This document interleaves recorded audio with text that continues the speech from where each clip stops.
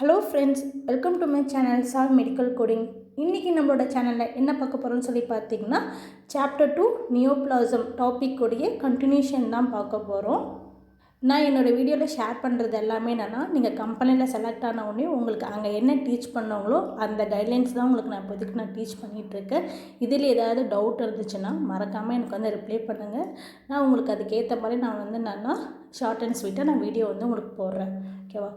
வாங்க நம்ம இப்போதைக்கு வீடியோக்குள்ளே போகலாம்.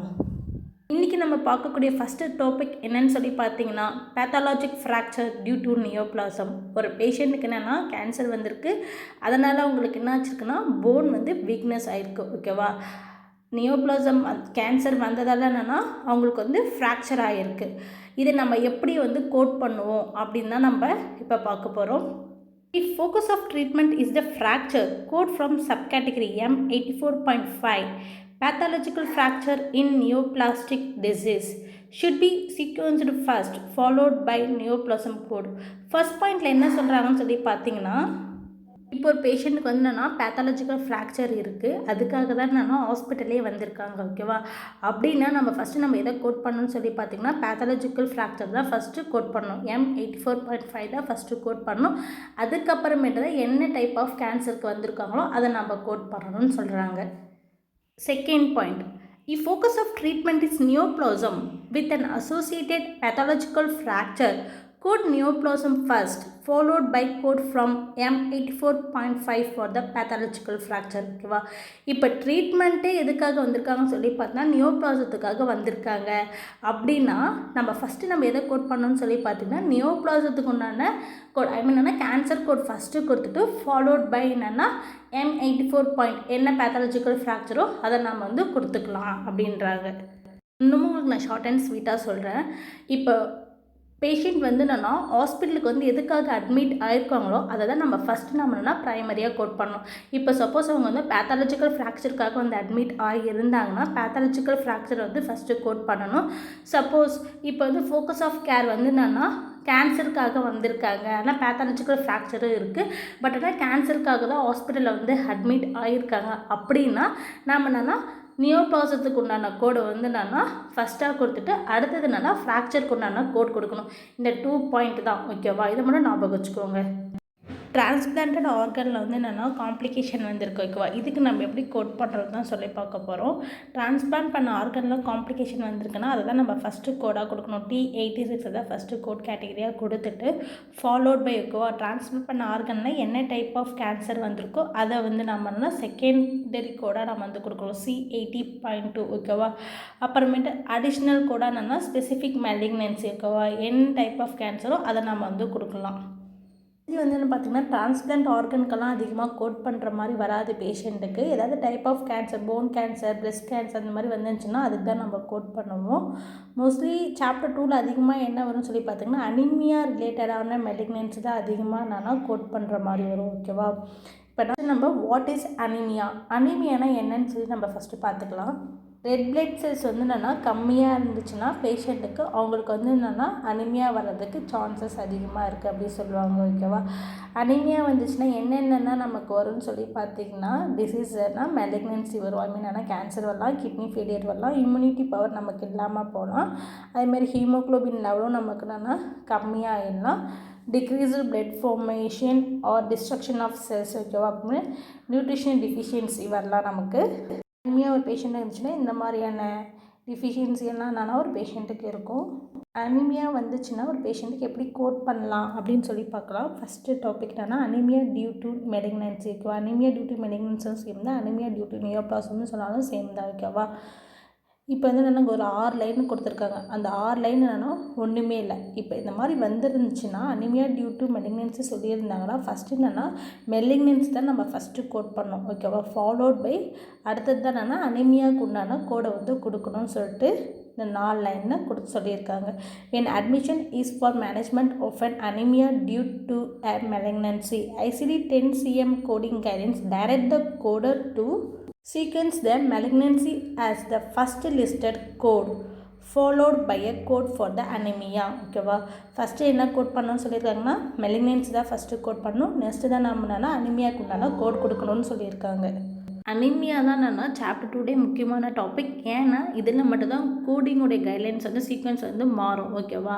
இப்போ அனிமியா டியூ டு நியோப்ளாசம் சொல்லியிருந்தாங்கன்னா ஃபஸ்ட் என்னன்னா நியோப்ளாசம் தான் கோட் பண்ணணும், அடுத்தது தான் என்னென்னா அனிமியாவோட கோடு வந்து கொடுக்கணும் அப்படின்னு சொல்லுவாங்க. இப்போ மற்றதுக்கெல்லாம் பார்த்திங்கன்னா கேன்சர், ஃப்ராக்சர் எது இருந்தாலும் சரி தான், ஃபோக்கஸ் ஆஃப் கேரோ எதுவோ அது டிபெண்ட் பண்ணி நம்ம வந்து கொடுத்துக்கலாம். ஆனால் அனிமியா டியூ டு நியோப்ளாசம் இப்படின்னு ஒரு வார்த்தை மென்ஷன் ஆகிருந்துச்சுன்னா நம்ம ஃபஸ்ட்டு என்னென்னா நியோப்ளாசம் கொடுத்துட்டு அதுக்கப்புறம் அனிமியாவுக்கு உண்டான கோடுன்னு சொல்லி பார்த்தீங்கன்னா D63.0 அது செகண்டாக கொடுக்கணும். ஓகேவா?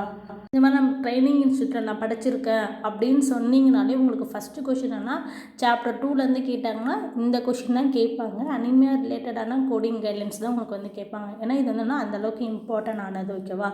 நெக்ஸ்ட் என்னென்னா admission encounter is for management of an anaemia associated with adverse effort of the admission of chemotherapy or immunotherapy. நம்ம எதை ஃபஸ்ட்டு கோட் பண்ணிக்கலாம் சொல்லி பார்த்திங்கன்னா அனிமியா ஃபஸ்ட்டு கோட் பண்ணிக்கலாம். அதுக்கப்புறம்னா ஃபாலோட் பை ஓகேவா நியோப்ளாசத்துக்கு உண்டான கோடு, அதுக்கப்புறமேட்டு அட்வர்ஸ் எஃபெக்ட்க்கு உண்டான கோட் நம்ம வந்து கொடுத்துக்கலாம். ஒரே ஒரு எக்ஸப்ஷன்னா அனிமியா டியூ டு நியோப்ளாசம் வந்திருந்தால் மட்டும்தான் நம்ம ஃபஸ்ட்டு கோட்னா கேன்சருக்கு உண்டான கோடு கொடுத்துட்டு அதுக்கப்புறம் என்னென்னா அனிமியாவுக்கு உண்டான கோடு தரணும். மற்றது எல்லாத்துக்குமே என்னென்னா நார்மல் தான். D64.9 சொல்லி பார்த்தோன்னா அனிமியா அன்ஸ்பெசிஃபைட் கோடு. D62னா அக்யூட் போஸ்டியோமார்கி அனிமியா. ஓகேவா? D50.0னா iron deficiency anaemia secondary to blood loss. இதெல்லாம் நான் நோட் பண்ணி வச்சுக்கோங்க, உங்களுக்கு வந்து சீக்வன்ஸ் பண்ணுறதுக்கு ஈஸியாக இருக்கும். அனிமியா டியூ டு ஓகேவா அயன் டிஃபிஷியன்சினா D50.0, அயன் டிஃபிஷியன்சி அனிமியானா D50.9, D51.0னா விட்டமின் B12 டிஃபிஷியன்சி அனிமியா, D53.0னா ப்ரோட்டீன் டிஃபிஷியன்சி அனிமியா, D62னா அக்யூட் பிளட் லாஸ், D63.1னா anaemia in chronic kidney disease. ஓகேவா? D63.8னா அனிமியா இன் நியோபிளாஸ்டிக் டிசீஸ், D64.81னா anaemia due to anti neoplastic chemotherapy.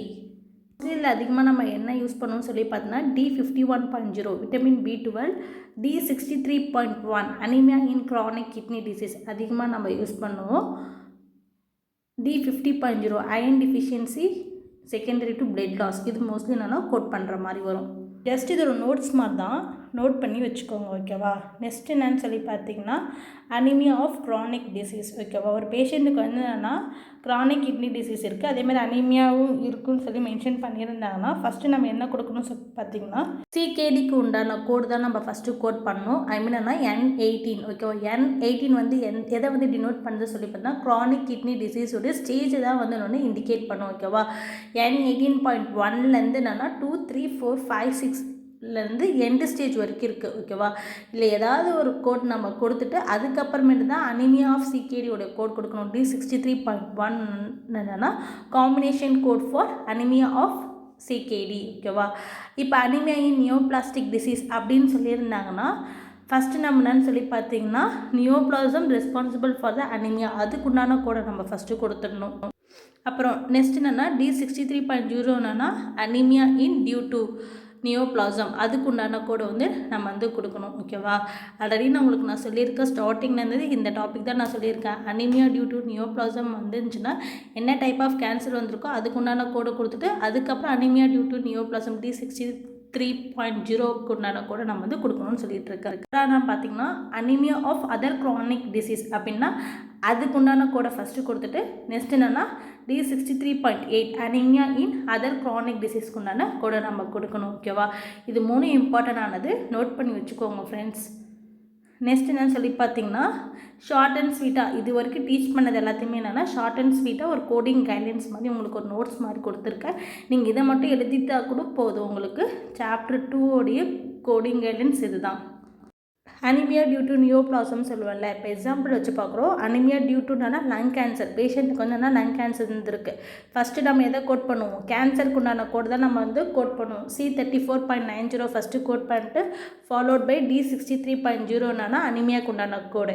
Anaemia associated with chemotherapy lung cancer ஓகேக்கு உண்டான code. ஓகேவா? அதை கொடுத்துக்கலாம். D64.81 வந்து கொடுத்துட்டு ஃபாலோட் பை D45.1X5D. ஓகேவா? அதை கொடுத்துட்டு ஃபாலோட் பை 34.90 தான் என்னென்னா லங் கேன்சருக்கு உண்டான கோடு. ஓகேவா?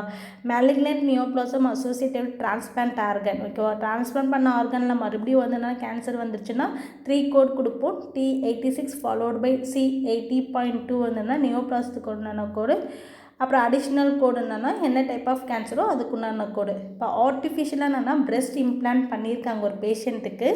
அதில் வந்து என்னென்னா கேன்சர் செல்லு என்னென்னா வளராதுன்னு சொல்லியிருக்காங்க. அப்படின்னா என்ன கோட்னா C84.7A என்ற கோடை வந்து நம்ம வந்து கொடுத்துக்கலாம். நெக்ஸ்ட் என்னன்னு சொல்லி பார்த்தீங்கன்னா ஹிஸ்ட்ரி ஆஃப் நியோப்ளாசம் அப்படின்னு இருந்துச்சுன்னா 2 இயர்ஸ்க்கு முன்னாடி அவங்களுக்கு வந்து என்னென்னா கேன்சர் இருந்திருக்கு அப்படின்னா Z85 என்ற ஒரு கோட் சிங்கிள் கோட் கொடுத்தா போதும்.